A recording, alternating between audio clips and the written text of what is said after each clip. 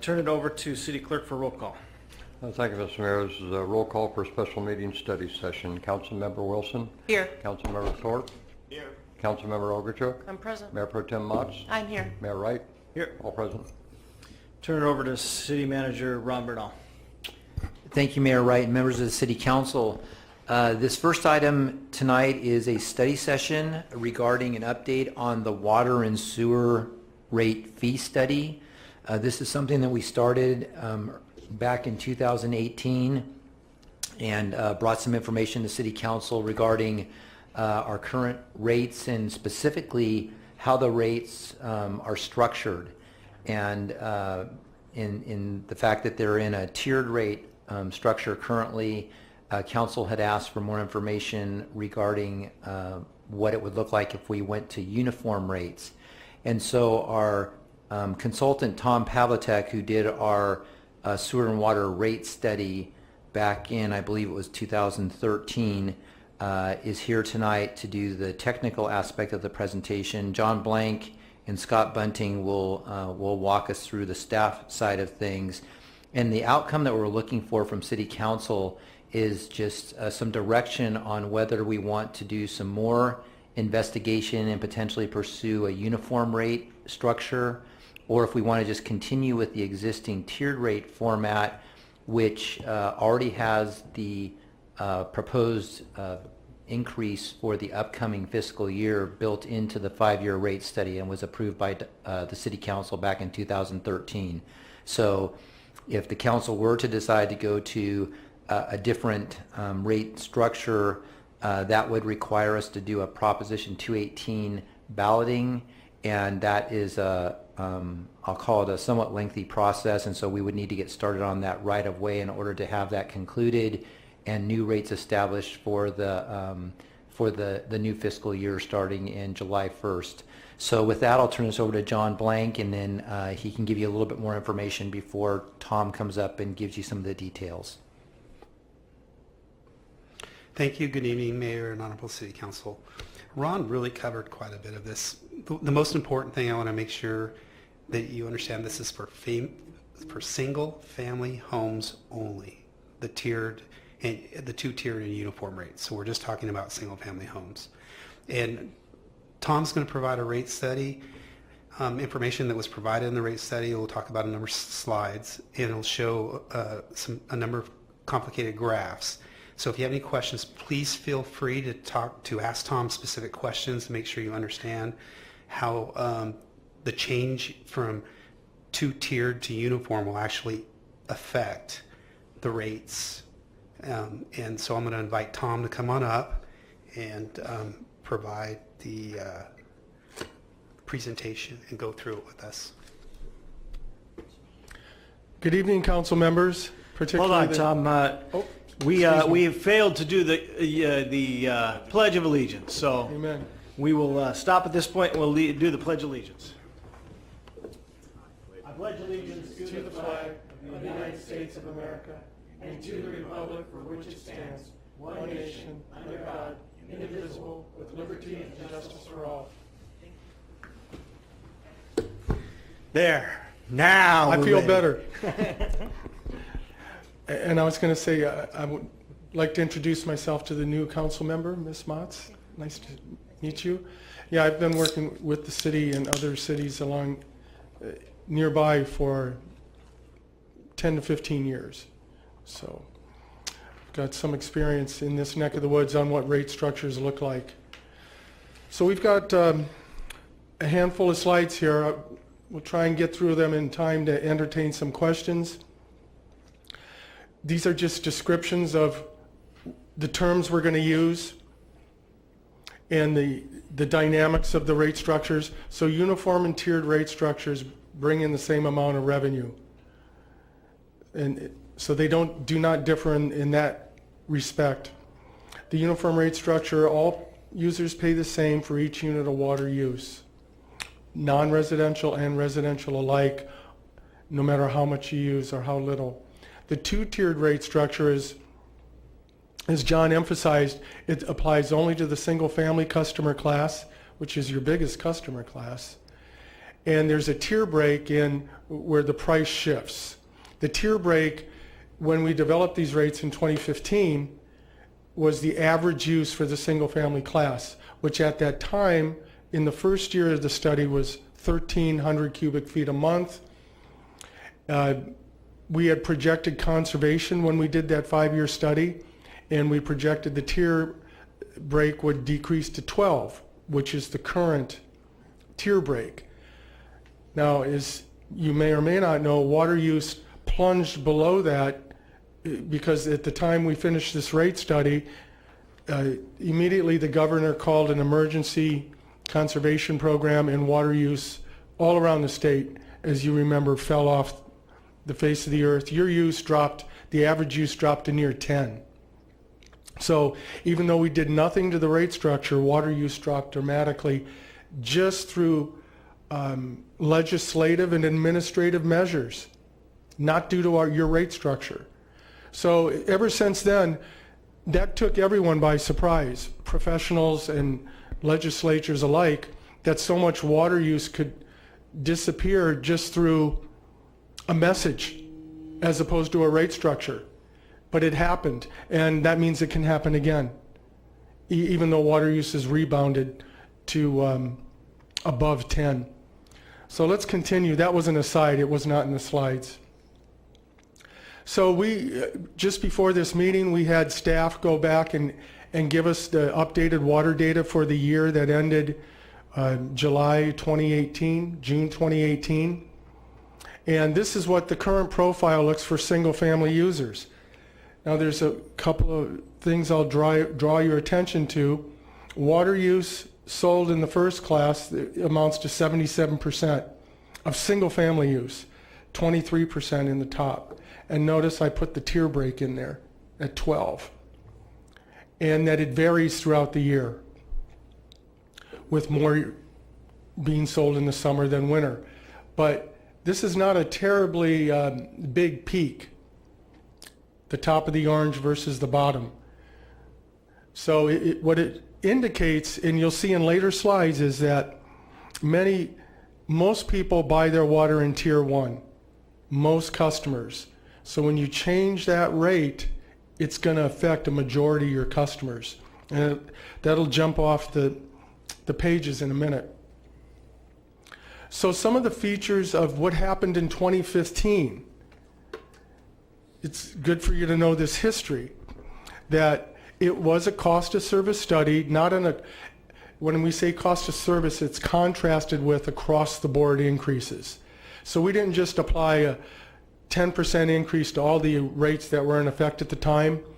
We did a cost of service study that provides a nexus between a rate and what's being charged to a customer. In other words, it enabled us to meet the requirements of Prop 218.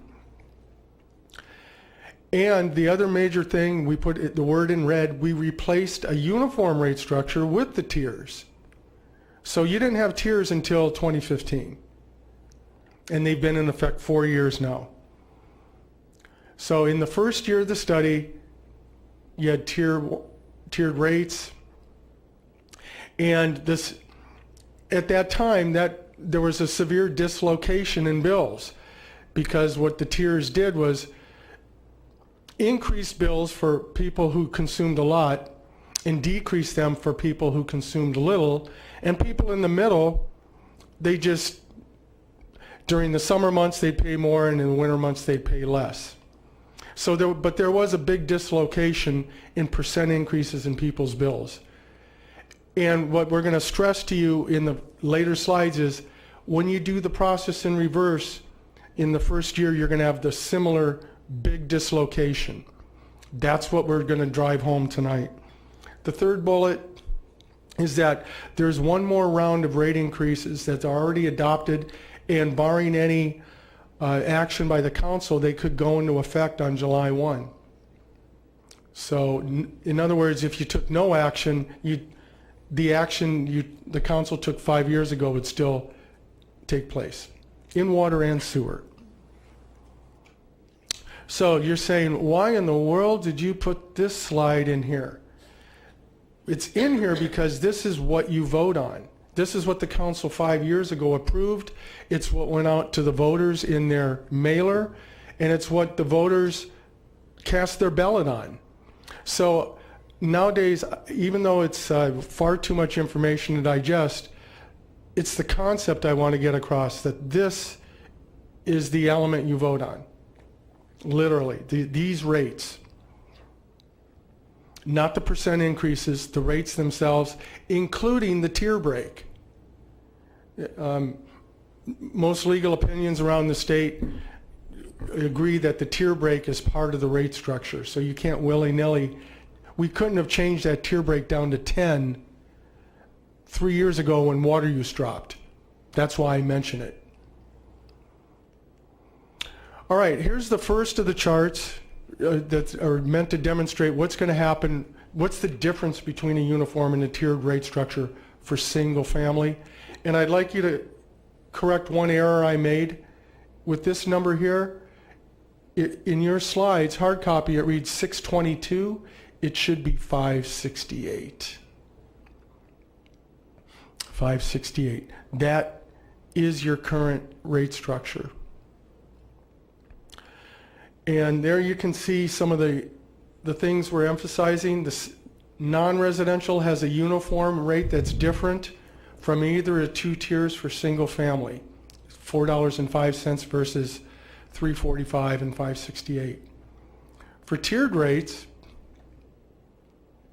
in FY20, what's on the books are the rates in the shaded column, the middle column. And those represent a 9 or 10% increase. And then the last column on the right, uniform rates, are if we took the rate for non-residential and applied it to everyone. And there is the handwriting is on the wall. We're going to examine what this does to bills. If someone who uses very little water use, they're billed at $4.44 instead of $3.78. And at the high end, someone who is billed at $6.22 per unit will be billed at $4.44. That's what we're going to focus on. So the next slide. And we're going to say it in a few different ways. This slide does it in text. Then we have a slide that does it in tabulation form, and another one that uses a figure. So we're going to say it in many different ways because it's a complicated impact, and it varies depending on how much water you use. So you probably have in your hip pocket or purse, you know what you use at your houses. So you can apply it to what you're about to hear. Oops. So the first bullet, we're looking at low water use, 0 to 20, and what's going to happen to their bills? Increase 12%. And how many bills out of the 33,000 bills that we have? 90% of the bills fall in this category. Because even the high-end water users that have a lot of outdoor use, in the winter their use collapses to somewhere under 20. That's what we're trying to get across when I say all bills. The next bullet is the next block of water use, 21 to 40. And that represents only 8% of customer bills. And the reason we chose that block is that's where bills would actually start going down. If you get a bill with that amount of water use, it's going to go down, but it's a smaller number of the bills. And the last block, at 41 plus, 2% of your customers, it goes down even more. And remember why? It goes back to our previous slide. We're just examining the impact of these rates. So there's one way of expressing it. Let's do it another way. Same numbers, just a different look.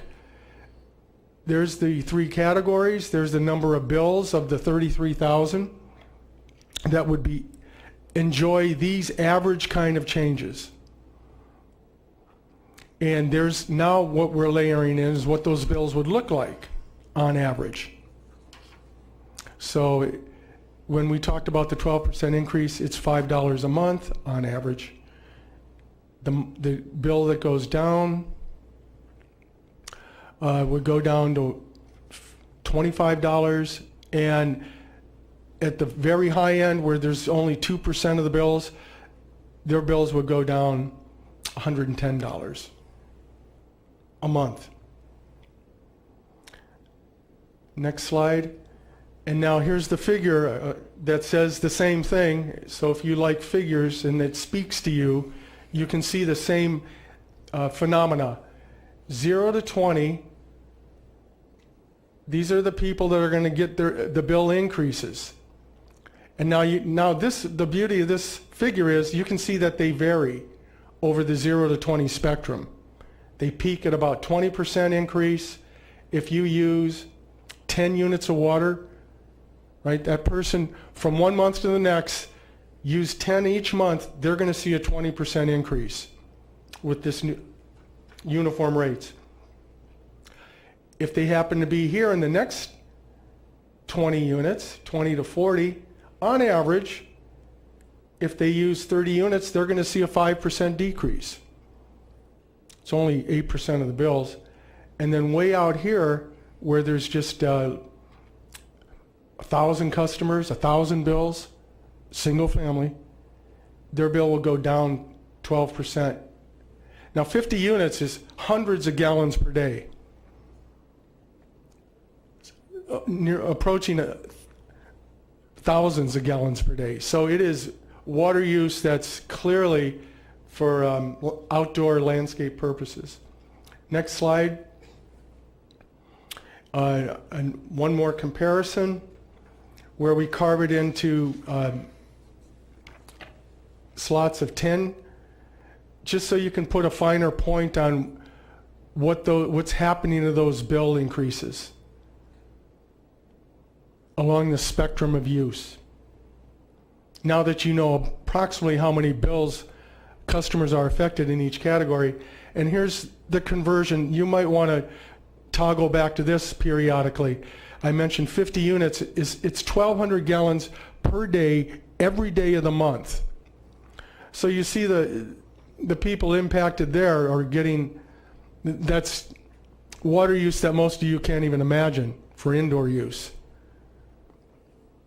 which, like we're saying, your average is about 12 right now, so maybe 300 gallons per day is an average household.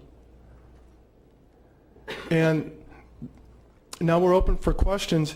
I'm going to add one more thing that occurred to me in hearing the introduction by Ron and John. The administrative process for a 218 for water and sewer, it gobbles up 45 days just in the minimum waiting period mandated by law. From the time you send a letter with a notice to the time you hold a council meeting and adopt that menu of rates that I showed you. But when you add in the time for workshops with you and public outreach, it can take 90 days. So June, working back from a July 1 date, June, April, May, it means whatever you want to happen for it to take place on July 1, we'd be just running out, as soon as I leave the door here, we'd be working on it if you do want to change the rate structure in a timely way for July 1 implementation. That's all I have. Thank you for coming back. Pretty obvious to me that you're in favor of not doing a rate study and keeping it the same based on your sales pitch here, so I appreciate that. We're talking about percentages. Right now, what we're doing is we're causing people in our community, if you drive our community, we have brown lawns all over the place. And so right now, we're talking about an increase to the lower end users of $7 a month. I know you put a percentage on there, but we're talking about if we went to uniform rate, we're talking about a $7 a month increase to those light users. Yeah.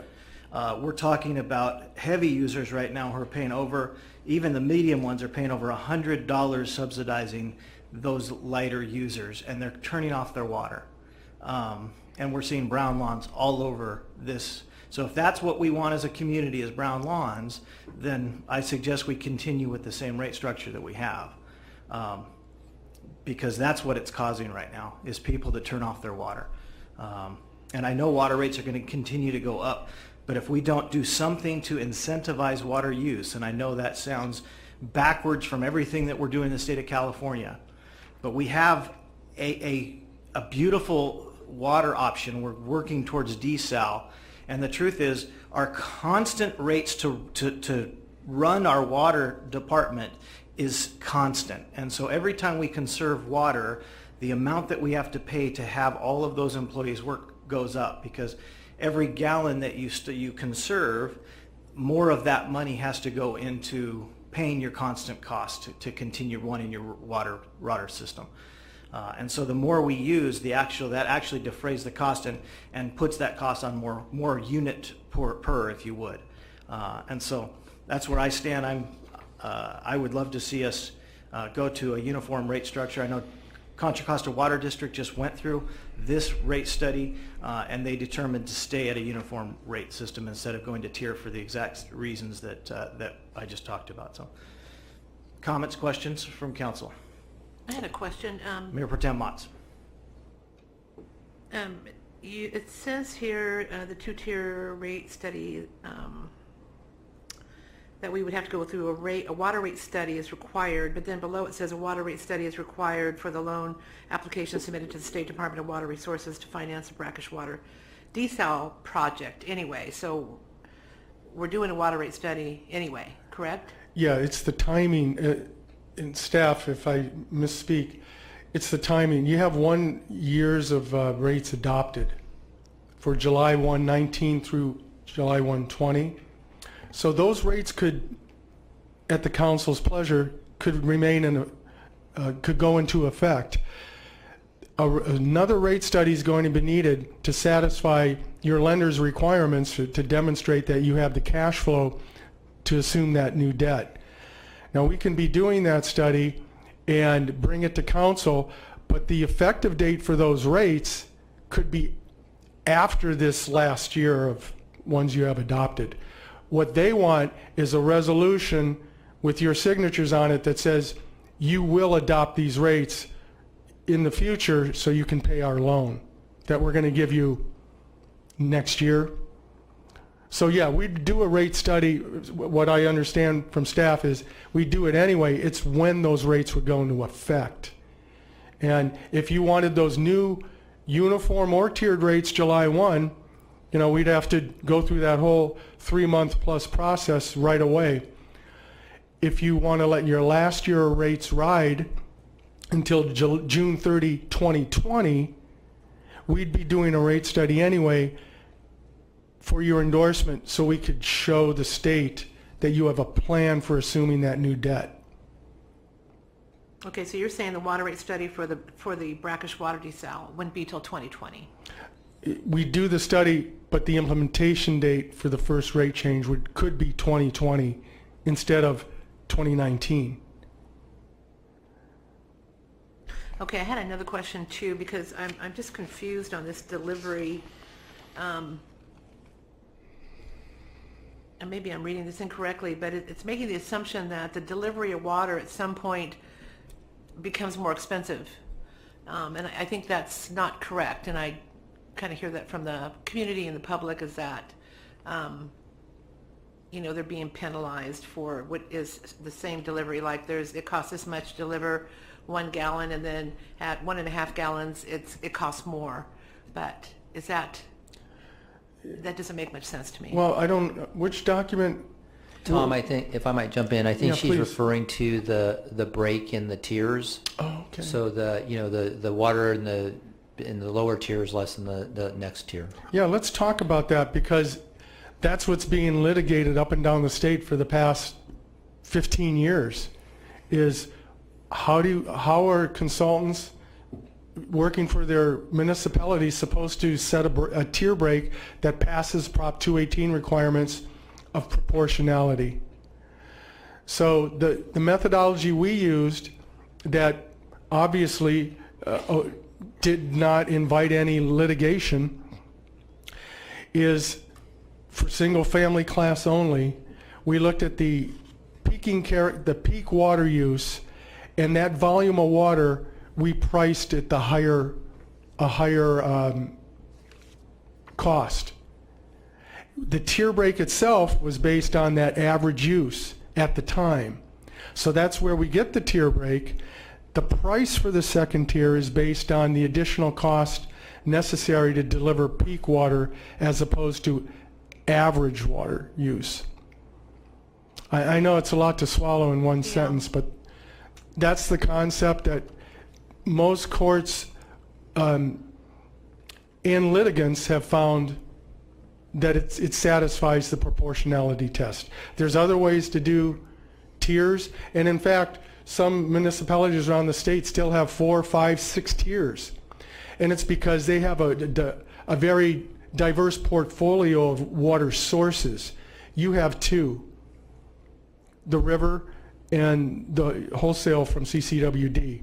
So you don't have as much opportunities, at least under methodologies that are familiar to the courts and the attorneys, to develop a wild tiered rate structure, which is why we only did 2 tiers.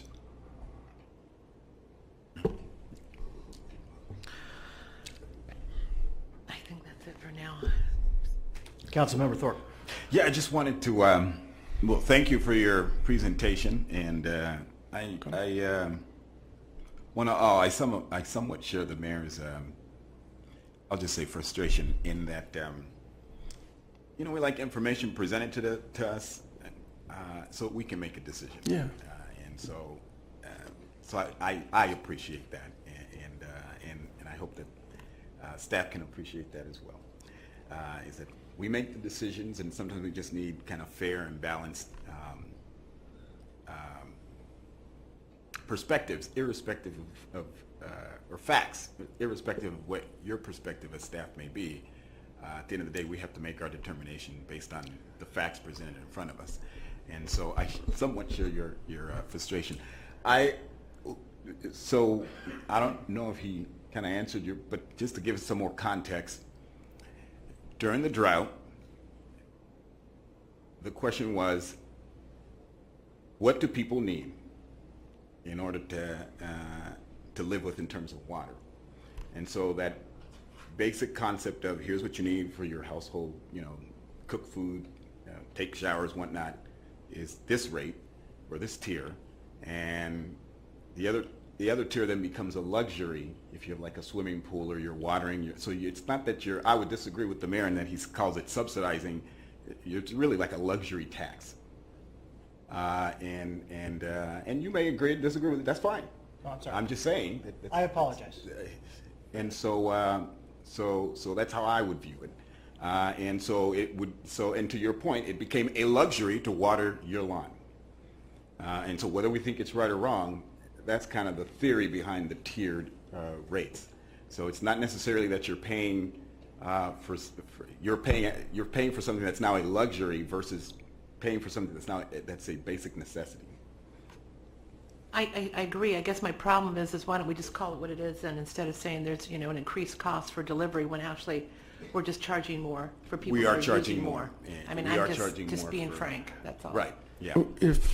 If I may interject for your benefit, if that were the case, you would expect your rates to be litigated immediately. But in fact, the method I described and the rationale I described for this 2-tier rate structure that you and other municipalities have, it is based on a concept that the courts have found satisfactory. Yeah. I agree 100%. And in preparation for today, I saw some of those court cases down in Southern California, Marin, whatever. So I agree with you 100%. Just to bring it to layman's terms so that folks watching on television or wherever can have a basic understanding of what we're doing. I think that that we should call it what it is. And while this may, while our system may be able to satisfy the courts, what we're talking about is residents' concerns, and some people think that they're paying a higher dollar amount for the same thing that I may be getting in Tier 1. And so just to put context, is there was a drought, there's water conservation standards that are now state mandated, and so we'll have brown lawns or we'll have, drought resistant yards. But it's a challenge that we're going to have to, kind of work through, because at the end of the day, there's still an overall cost to providing people with water, and those costs are going to inevitably go up. And right now, some people are going to pay more because we look at some things as somewhat of a luxury to do to water your lawn. Comparatively to other surrounding communities, how are our rates? Well, that's a great question. And then your bills based on those rates are at the extreme low end of this part of the country, the state. And by this part of the state, I mean the 7-county Bay Area. At the very low end. And that's using a residential bill based on tiered rates with that average use. So it really doesn't paint any of the second tier cost into their bill. And I should add full disclosure, I have done lots of uniform rate structures. Martinez has one, I did their rates. Turlock, uniform. Fresno did uniform, just right, they're in the process. So it's not that I have a dog in the fight, but there's a lot of other concerns besides what the bills are going to be or what the courts are going to do. It's a big policy decision that incorporates a lot of opinions. And in fact, truth be told, if you were to do uniform rates, there'd be people in here saying you should do tiers. Right? It happens everywhere I go. I assume it would happen here too. So it's completely up to you, and we just want you to grasp the impact on the bills that happened in 2015, and now what would happen again in reverse if you unscramble the egg. Right? And in terms of finances, I think there's another dynamic I should remind you of. In 2015, I mentioned it earlier, without changing your rate structure at all, just due to the governor's order and the messaging that went out in all sorts of media, people here can save 25% almost overnight. And it wouldn't have mattered if you had tiers or uniform rates. And when that happens again, whether it happens in slow motion due to the regulations that are passing every year out of Sacramento, right? It's going to happen in slow motion, and but the same thing will happen. Water use is going to just keep dropping relentlessly here in California. So no matter when we do the next rate study, that's what we're going to be anticipating on your behalf. You might see in next rate study, now that you're sensitive to it, and say, look, Mr. Consultant, we think you should project more water sales. But it'd be completely up to you. Question as far as rate study, it says that regardless, we're going to have to do a rate study, right? We're going to have to do a rate study for the desal project. Mm-hmm. What you're talking about is when those rate studies will go into effect. When they go into effect, regardless, we're going to have to do a 218. Yes. Right? So at some point here in the next year or two, year and a half, we're going to be doing a rate study. We're going to be doing a 218. For water and sewer. For water and sewer, regardless, right? That's coming up. So if we push for this now to move towards a uniform rate, it's something that we're going to have to do regardless. We're just saying this needs to be done in the next 3 months or so before July. Yes. Right? But as far as the work that needs to be done, it's going to need to be done one way or the other. Exactly. Councilmember Ogerchop.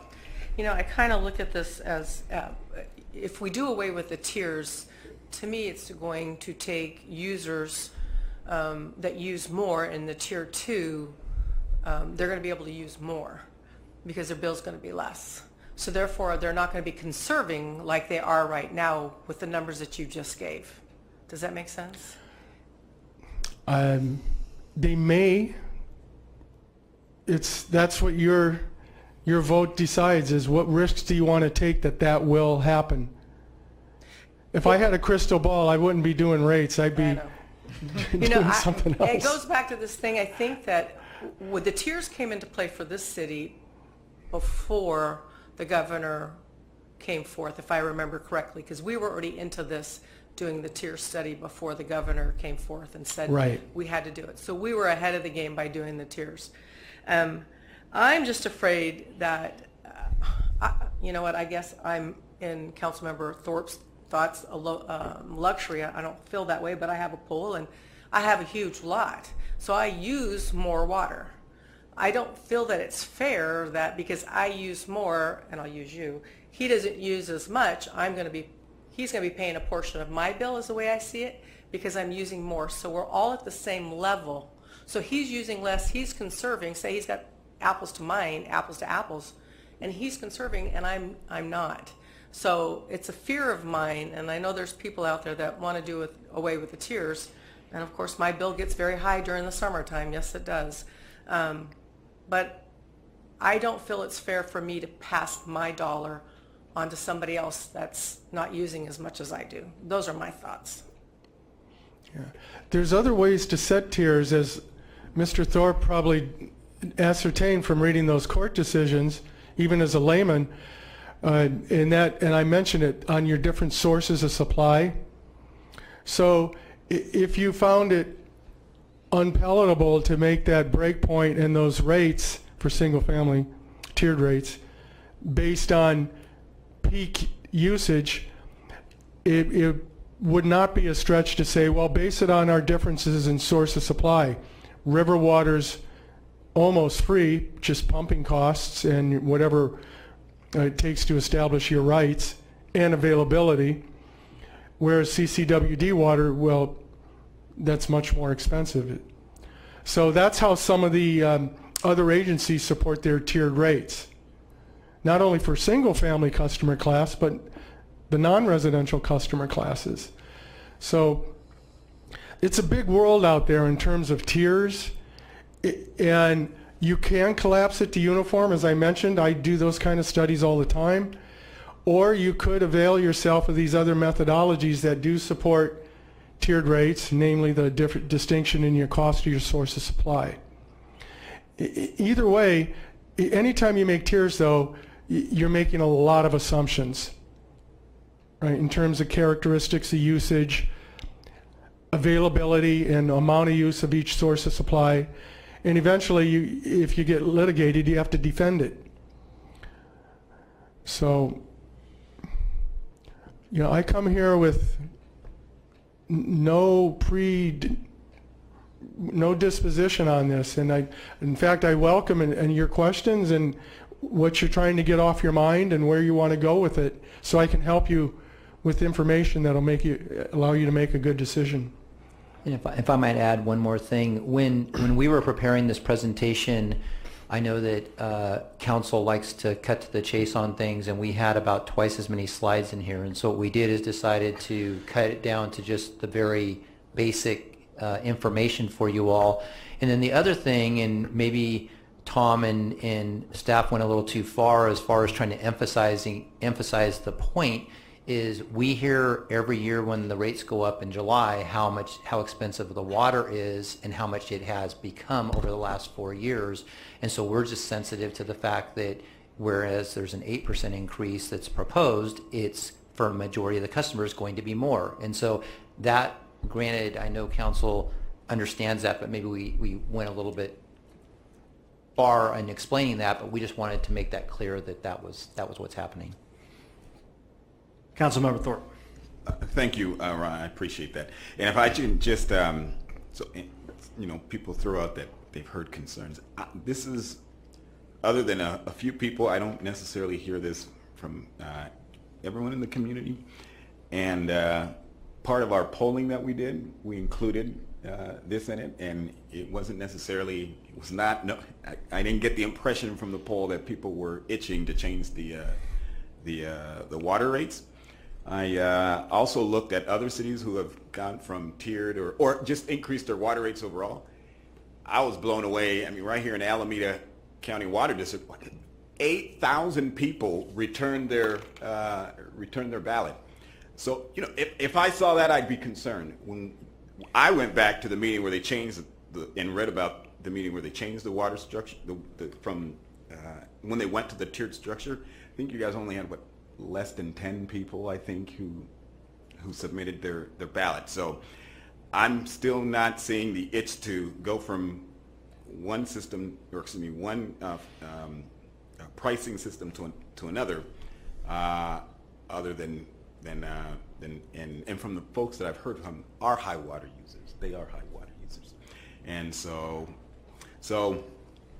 you know, I'll go with I personally will go with where the council wants to go, but at this point I don't see a reason to change anything. It seems like we've got a water study or a rate water study that we have to do for the desal plant. Maybe that's the time that we kind of look at this more extensively. But I haven't seen an overwhelming cry by the community to change our water rates at this point.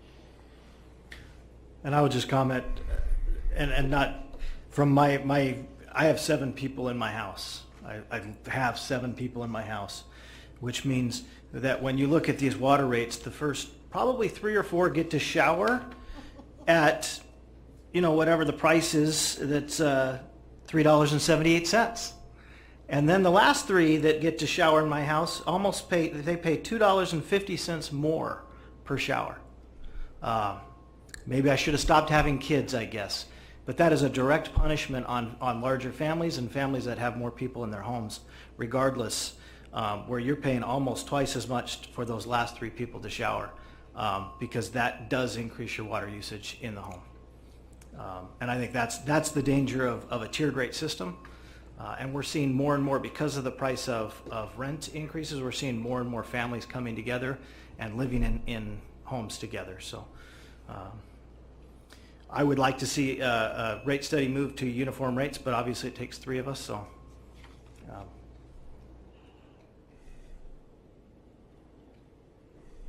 and I just have to say, thank you, Mayor. I'm just me in my household. I represent the 90%, and yeah, to me, you having a pool and extra people in your house, that's a decision you made. I'm not, even if we go to a uniform rate, doesn't mean all of a sudden I'm going to go, well, the floodgates are open, let me use triple the amount of water I'm going to use. I'm always going to use the same amount of water for my house. So I don't understand. I don't feel it's right for us, for 90% of the community, to go, okay, now I got to pay more for you to have a pool or for you to have an extra couple acres in your yard. I just don't see that uniform rate being very fair for those of us who don't use as much. And I get you have 7 people in your household, but it's just me. But why do I have to pay to let your other 2? Why do you feel that people like me need to pay more to subsidize your other 2 in your household? I'm just saying that because that statement kind of stunk. Well, if I can, when you're paying $4.44 and I'm paying $4.44, we're all paying the exact same amount per. Yeah, $4.44 for me by myself. Why is it fair for I'm being charged the same as 7 people? So for 7 in your home is $4.44, not $4.44 a piece. That's $4.44 for your whole household. No, that's per gallon. I mean, we're all paying. We would all be paying the exact same amount per water. But I'm never going to get anywhere the uses of what you're going to get. I'm going to be nowhere near. I'm not going to use anywhere near the amount of water that you're going to use. Right. And so I'm paying $4.44, but a lot more than that, because all the water I'm using, I'm paying. Because the new rate, if we go to your rate, I'm going to be subsidizing you. No. But see, that doesn't make any sense to me. Nobody's paying for anybody else. If you have a dollar amount. No one's paying for anybody else. For how much it costs to deliver the water, the more you use, the more you're going to pay. So, I mean, Right. And we just have to decide if we are going to penalize those people who are using what we consider an excessive amount of water. That's essentially what we're talking about, is, if you're going to go over what the normal 90% of the people are using in the community, are we going to charge them a higher rate for that water? So you're not paying. I get what you're saying. So When- In 2015, the council hired outside legal counsel. In fact, Mr. Thorpe, it was the same legal counsel that unsuccessfully tried to defend San Juan Capistrano in their rate structure, which was almost done by, it was prefabricated. I mean, the judge smelled it out in the first reading.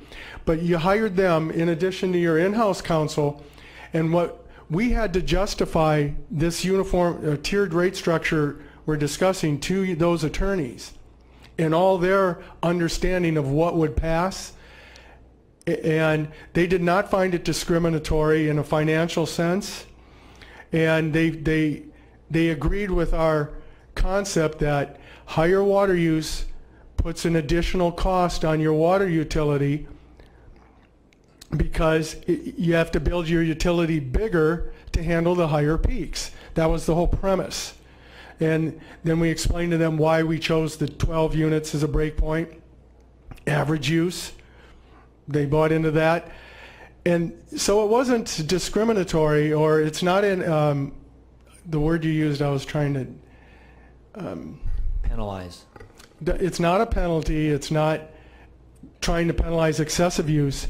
We feel it represents a true cost to your water utility to handle that additional loading from those type of users that use 1,200 gallons a day throughout the summer, every day, right? Your system has to be that much bigger than to handle flows like the other council member has, 200 or 300 gallons a day. So that was the concept. So I want to do my best to advise you that it's not a punitive system that you have. That would be illegal. So we'd have to effectively use 8,976 gallons is when you get to the tier 2. No, it's about 300 gallons. 300 a day. Yeah. Oh, a day, a Yes, day. sir. Oh, so then it's not even close to being a subsidy for anybody else. No. No. Well, it looks like I don't have 3 votes, but I will go on record and saying I'd like to go to uniform rates. So from a time standpoint, I'll go on record as that I do not want to increase Antioch residents' water bills unnecessarily. My comment is just that, from what you've said here, that we're already at the very low end in comparison with our other sister cities and communities in Northern California. So based on that, and we have an upcoming water study that for now, until we have that other water study, we should stay where we're at. any other comments? If not, thank you very much. You're welcome. And we'll move on. Do we want to take a break or move on? We can maybe take a 5-minute break, and then we can come back and start a little early on the second item.